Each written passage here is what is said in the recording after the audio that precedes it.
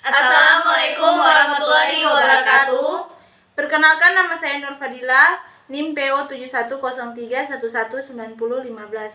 Perkenalkan, nama saya Desriani Nolanda Lambayu, NIM PO 7103119019.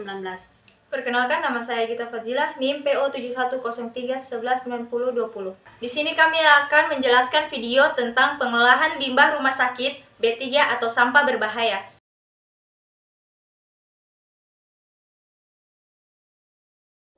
Fasilitas pelayanan kesehatan seperti rumah sakit, klinik, puskesmas, dan sebagainya merupakan tempat yang memiliki peran penting dalam pemeliharaan kesehatan masyarakat yang tentunya memiliki kontribusi dalam meningkatkan derajat kesehatan masyarakat sesuai amanat pembangunan bangsa Indonesia di dalam Undang-Undang Nomor 36 Tahun 2009 tentang kesehatan disebutkan bahwa fasilitas pelayanan kesehatan yang disingkat Fashioncase adalah salah satu alat dan atau tempat yang digunakan untuk menyelenggarakan upaya pelayanan kesehatan, baik promotif, preventif, kuratif, maupun rehabilitatif dilakukan oleh pemerintah daerah dan atau masyarakat untuk mencapai daerah kesehatan masyarakat yang baik yang dapat meningkatkan seluruh lapisan masyarakat.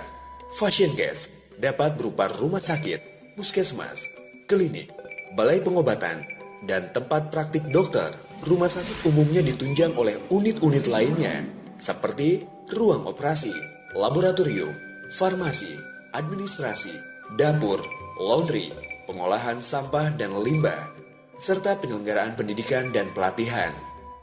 Selain membawa dampak positif bagi masyarakat, rumah sakit juga berpotensi membawa dampak negatif.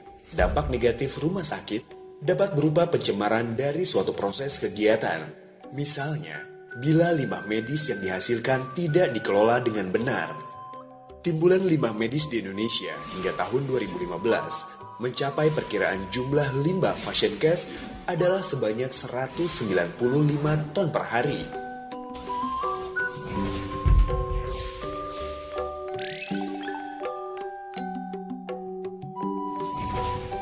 Limbah medis ini berasal dari pelayanan medis seperti diagnosa, pengobatan, dan pencegahan penyakit yang dilakukan di rumah sakit.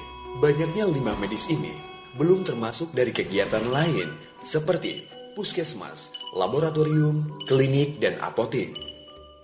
Jumlah rumah sakit di Indonesia terus bertambah dan hingga saat ini sudah mencapai hampir 2.400 unit. Ditambah dengan diberlakukannya BPJS Kesehatan, maka timbulan limbah medis akan cenderung meningkat karena peningkatan terhadap akses pelayanan kesehatan. Limbah medis jika tidak dikelola dengan benar akan berdampak negatif terhadap kesehatan dan lingkungan. Oleh karena itu, pengelolaan limbah medis wajib dilakukan oleh setiap penghasil limbah untuk mencegah dampak buruk bagi kesehatan dan lingkungan. Faktor penting dalam pengelolaan limbah medis adalah pemilahan dan pengolahan. Pemilahan limbah medis dilakukan agar tidak tercampur dengan limbah non-medis, sedangkan pengolahan dilakukan untuk mengubah atau menghilangkan sifat bahaya dan racun dari limbah. Undang-Undang Nomor 36 Tahun 2009 tentang Kesehatan, Pasal 163 Ayat 1. Pemerintah daerah dan masyarakat menjamin ketersediaan lingkungan yang sehat dan tidak mempunyai risiko buruk bagi kesehatan. Ayat 2. Lingkungan sehat sebagaimana dimaksud pada ayat 1 mencakup lingkungan permukiman, tempat kerja, tempat rekreasi, serta tempat dan fasilitas umum. Ayat 3. Lingkungan sehat sebagaimana dimaksud pada ayat 2 bebas dari unsur-unsur yang menimbulkan gangguan kesehatan antara lain A. Limbah cair terbagi dua kategori, yaitu limbah cair domestik dan limbah cair klinis. Limbah cair domestik yaitu buangan kamar mandi, dapur, air bekas cucian pakaian. Air klinis yaitu air limbah yang berasal dari kegiatan klinis rumah sakit, misalnya air bekas cucian. Padat. Limbah medis padat adalah limbah padat terdiri dari limbah infeksius, limbah patologi, limbah benda tajam, limbah farmasi, limbah sitotoksis, limbah kimiawi, limbah radioaktif, dan limbah kontainer bertekanan. Limbah gas. Limbah gas adalah semua limbah yang berbentuk gas yang berasal dari kegiatan pembakaran di rumah sakit seperti insenerator, dapur, perlengkapan, generator, anestesi, dan pembuatan obat sitotoksik. Sampah yang tidak diproses sesuai dengan persyaratan yang ditetapkan pemerintah. Ayat 4, implementasinya diperkuat dengan Peraturan Perundang-undangan Nomor 66 Tahun 2014 tentang Kesehatan Lingkungan. Undang-Undang Nomor 32 Tahun 2009 tentang Perlindungan dan Pengelolaan Lingkungan Hidup. Pasal 59 Ayat 1. Setiap orang yang menghasilkan limbah B3 wajib melakukan pengelolaan limbah B3 yang dihasilkan. Ayat 2. Dalam hal B3 sebagaimana dimaksud dalam pasal 58 ayat 1 telah kadaluarsa, pengelolaannya mengikuti ketentuan pengelolaan limbah B3. Ayat 3. Dalam hal setiap orang tidak mampu melakukan sendiri pengelolaan limbah B3, pengelolaannya diserahkan kepada pihak lain. Ayat 4. Pengelolaan limbah B3 wajib mendapat izin dari Menteri. Limbah B3 adalah sisa suatu usaha atau kegiatan yang mengandung B3.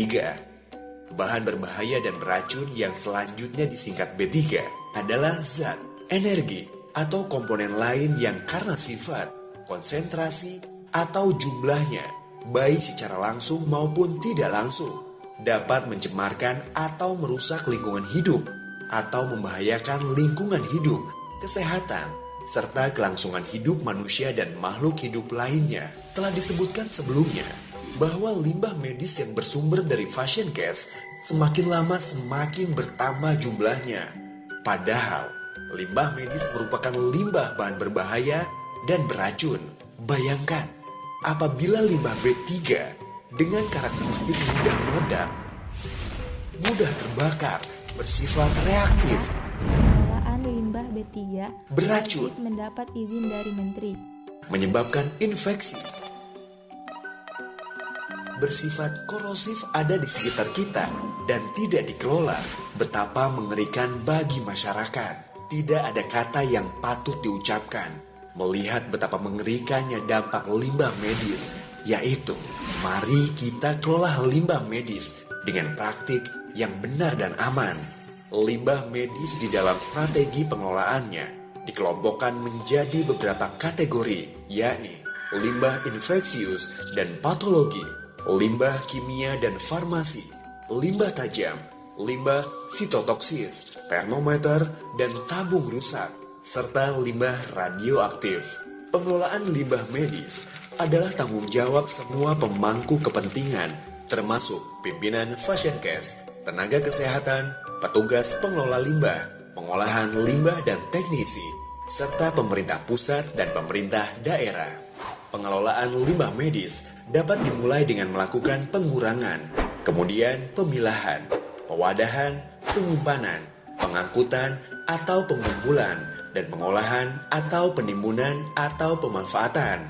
Pengurangan atau pembatasan limbah medis meliputi pengurangan pada sumbernya, penggunaan produk yang dapat didaur ulang, adanya kebijakan pimpinan dalam pengaturan pembelian alat dan bahan yang ramah lingkungan, pemilihan limbah sesuai kategori, karakteristik, serta metode pengolahannya, serta tata kelola barang tersedia.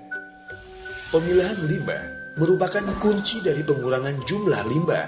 Hal ini sangat penting untuk pengelolaan limbah yang efektif. Pemilahan limbah juga dapat meningkatkan perlindungan kesehatan masyarakat.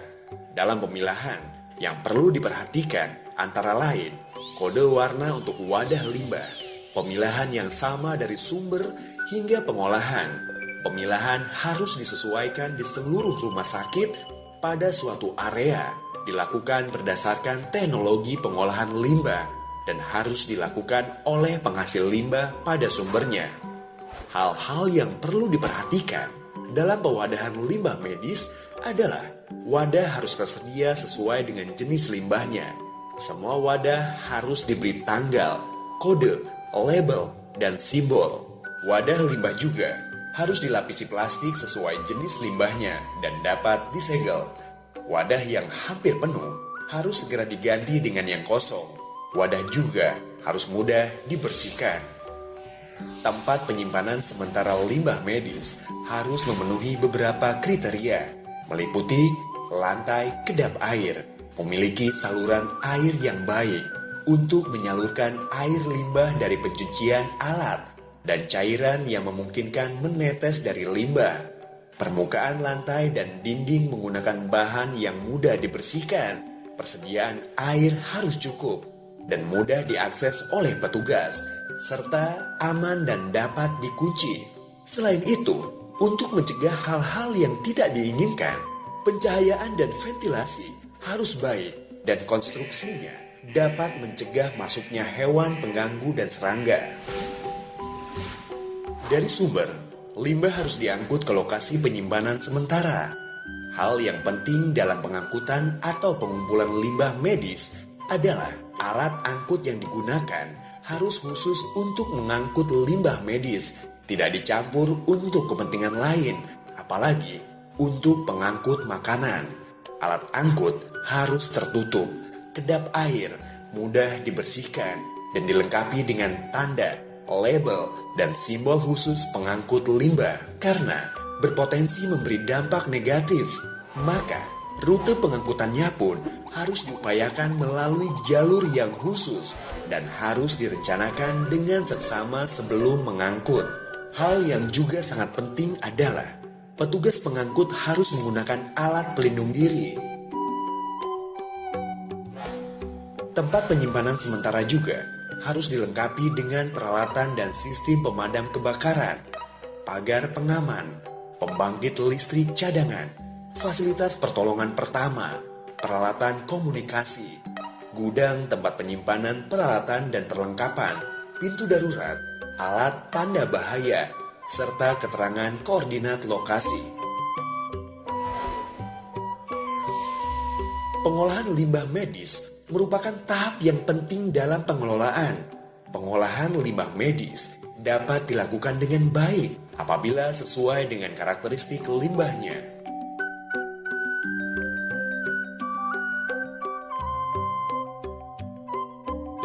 Pengolahan limbah medis dengan karakteristik infeksius misalnya dapat dilakukan dengan sterilisasi, autoklaf, atau microwave. Sedangkan pengolahan limbah medis dengan karakteristik tajam dapat ditimbun dengan needle pit atau sumur jarum dan sebagainya. Dapat disimpulkan bahwa pengelolaan limbah medis merupakan rangkaian kegiatan mulai dari pengurangan pemilahan, pewadahan, penyimpanan, pengangkutan, atau pengumpulan, hingga pengolahan, atau penimbunan, atau pemanfaatan limbah medis. Beberapa hal yang direkomendasikan dalam pengelolaan limbah medis adalah lakukan pengurangan atau pembatasan dan tata kelola barang, pemilahan limbah sesuai dengan karakteristik dan teknologi pengolahannya, penggunaan kembali atau daur ulang, insinerasi dengan panas yang optimal, atau penggunaan teknologi alternatif selain insinerasi. Dapat juga kerjasama dengan pihak ketiga pengolah limbah yang berizin, serta memenuhi tata cara proses perizinan pengolahan limbah B3.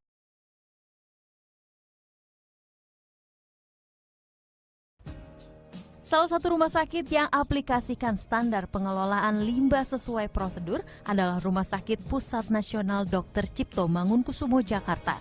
Seluruhnya dikelola secara internal.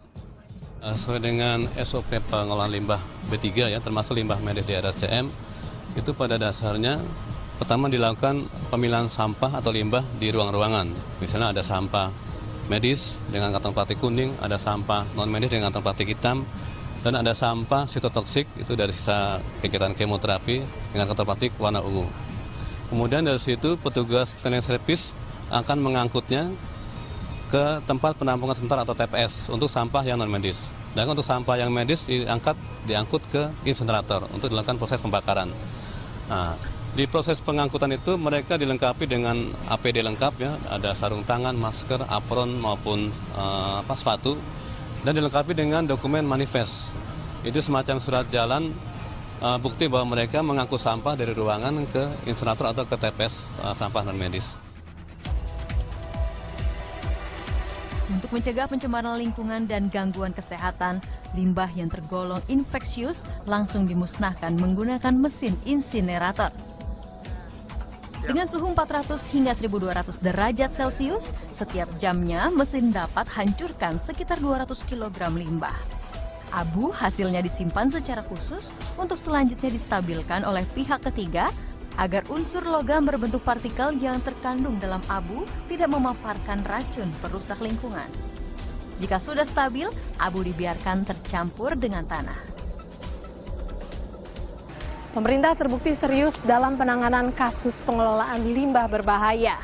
Bagi fasilitas kesehatan yang terbukti lalai dan tidak menjalani prosedur yang baik dalam pengolahan limbahnya akan mendapatkan sanksi. Mulai dari sanksi administratif, perdata, hingga pidana tergantung dengan tingkatan pelanggarannya. Bagi Anda yang menemukan kasus terkait pengolahan limbah berbahaya oleh fasilitas kesehatan, dapat melaporkan temuan Anda ke kantor BPLHD terdekat. Indrialita Rio Pramasta melaporkan untuk NET.